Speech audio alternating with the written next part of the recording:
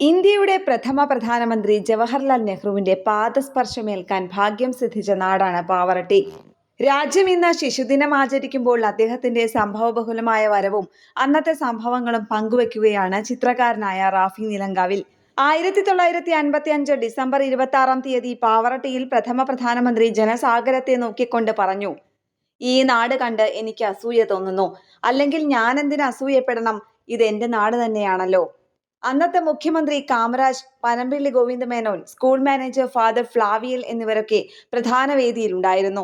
പനമ്പിള്ളിയാണ് പ്രധാനമന്ത്രിയുടെ ഇംഗ്ലീഷ് പ്രസംഗത്തിന്റെ ഓരോ വാചകവും മലയാളത്തിലേക്ക് മൊഴിമാറ്റി പറഞ്ഞത്. ജവഹർലാൽ നെഹ്റു നമ്മുടെ നാട്ടിൽ എത്തിയത് പാവറട്ടി സെൻറ്റ് ജോസഫ്സ് ഹൈസ്കൂളിലെ പ്രത്യേകം തയ്യാറാക്കിയ വേദിയിൽ അദ്ദേഹം പ്രസംഗിക്കുകയുണ്ടായി. ജനസാഗരത്തെ നോക്കിയിട്ട് അദ്ദേഹം പറഞ്ഞു, ഈ നാട് കണ്ട് എനിക്ക് അസൂയ തോന്നുന്നു. അല്ലെങ്കിൽ ഞാൻ എന്തിന് അസൂയപ്പെടണം? ഇത് എൻ്റെ നാട് തന്നെയാണല്ലോ.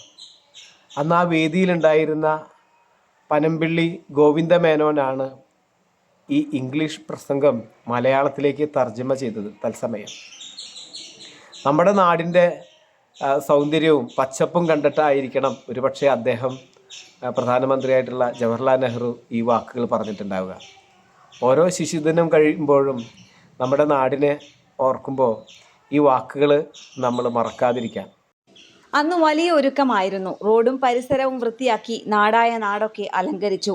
രാജ്യത്തിന്റെ പ്രധാനമന്ത്രി ജവഹർലാൽ നെഹ്റുവിന് പ്രസംഗിക്കാൻ പാവറട്ടി സെന്റ് ജോസഫ് സ്കൂൾ ഗ്രൗണ്ടിൽ മണ്ഡപം പണിതു.